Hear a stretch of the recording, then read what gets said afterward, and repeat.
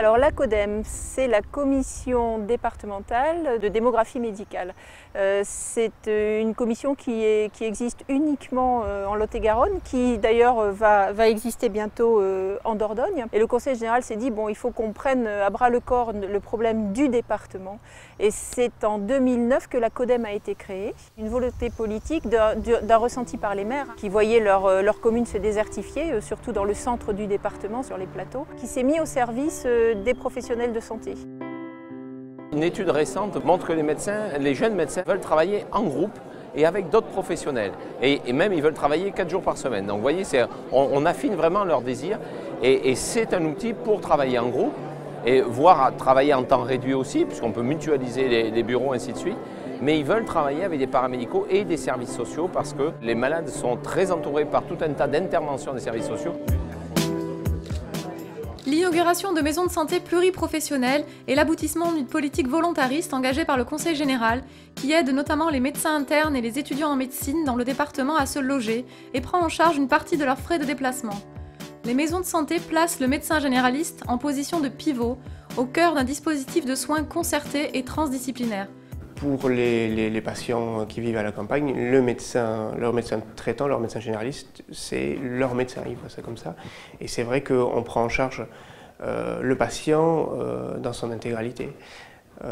C'est la définition même de la médecine générale, mais on l'applique, à mon avis, plus à la campagne, où on a moins accès à des spécialistes, où les gens ont d'eux-mêmes moins accès aux médecins spécialistes d'organes, et du coup se tournent plus vers nous. L'idée de ramener plusieurs personnes qui vont se connaître beaucoup plus au sein d'un même lieu va permettre aux généralistes, qui est, je dirais, la personne phare dans le suivi, de donner des outils et de donner des personnes référentes pour tous les problèmes. Ces lieux constituent bien sûr une réponse à la pénurie de médecins spécialistes, notamment de gynécologues ou de pédiatres. La complexité des maladies et des pathologies fait qu'on a besoin d'être plusieurs, continuer à se former pour échanger et puis travailler avec les paramédicaux parce que le patient il est pris en charge du début à la fin et pas qu'au moment où le médecin le voit. Le patient a ainsi accès à une prise en charge globale de plusieurs professionnels de santé qui étudient son cas et peuvent notamment établir un projet, une feuille de route. C'est tout l'enjeu de l'éducation thérapeutique. L'éducation thérapeutique, si vous voulez, on va mettre un projet. Alors normalement, c'est sur la personne âgée. Donc on va cibler certains problèmes de la personne âgée pour amener des solutions. L'éducation thérapeutique donc, va toucher plusieurs pathologies, par exemple le diabète, je veux dire. Donc ça peut être l'hygiène alimentaire, ça peut être la marche, il y aura un suivi au niveau des prises de sang. Donc nous, on aura un regard sur le résultat, on travaille en lien avec le médecin. S'il faut, par exemple, augmenter l'insuline, on peut téléphoner au médecin, ça évite une visite du médecin. Voilà. Donc ça peut être voilà, très intéressant. D'accord, très bien, je vous remercie, on va passer. Je pense que la profession d'infirmier libéral va évoluer. On va peut-être pas travailler à l'acte comme on fait encore. Je pense que ça risque peut-être de changer. Et donc il faut préparer cette évolution et ce changement dans la façon de travailler. Un temps d'urgence sera intégré à chaque MSP. Les médecins généralistes, plus nombreux, se relaieront chaque jour pour traiter les petits bobos, sutures, plaies, et ainsi éviter de renvoyer systématiquement les patients vers des urgences saturées. Cela permettra aux médecins de reprendre ses compétences en interne, de continuer à pratiquer ses gestes techniques et aux patients d'être soignés beaucoup plus rapidement. Enfin, la maison de santé s'ouvre à la jeunesse et à toutes les compétences.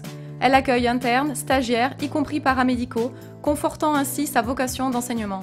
Je recevrai des internes en formation pratique, c'est-à-dire au cabinet, à côté de moi, et dans un deuxième temps, je serai à côté d'eux quand ils mèneront la consultation pour partager l'enseignement que j'ai reçu moi.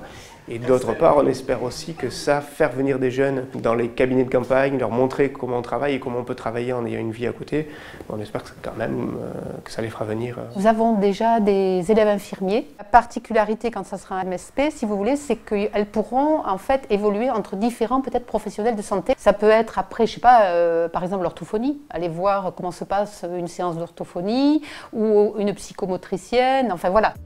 Quid de la vie des habitants, des patients? Certains, c'est normal, sont inquiets.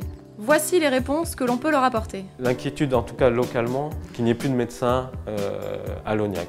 Mais en discutant un peu, en leur montrant que c'est juste un petit déplacement géographique et on arrive quand même à les rassurer progressivement. Et de toute façon, l'ONIAC restera un cabinet secondaire. Et puis surtout de leur dire que nous, on pense que si ça ne se fait pas, il y aura finalement plus du tout de médecins, donc la question se posera même plus de savoir quelle est la relation qu'ils entretiennent avec leur médecin. Mais il faut voir que pour les professionnels libéraux qui ont un exercice assez isolé, c'était vraiment un challenge de penser qu'on allait retravailler ensemble en transversalité, se rapprocher des institutions. Donc en ça, c'est un pari, enfin moi je pense que c'est un pari qui a été gagné quand on voit l'avancée maintenant des projets, parce que les mentalités ont évolué. J'ose espérer qu'on sera soigné de la même façon que dans les grosses agglomérations. C'était une nécessité que de mettre en place ce genre d'outils pour le département, pour aussi bien sûr nos localités, et puis surtout pour les localités déficitaires dans le monde rural et surtout déficitaires dans le monde de la santé. Le plan est notamment intramuros, donc vous avez tous les cabinets, alors 2 cabinets médecins, 3 même patients. Ce plan est celui de la maison de santé de Casseneuil, dont la livraison est attendue pour octobre 2014. Grâce notamment à une aide à l'investissement du Conseil général de 2 millions d'euros, ce seront 20 maisons de santé pluriprofessionnelles qui seront ouvertes à terme sur le département.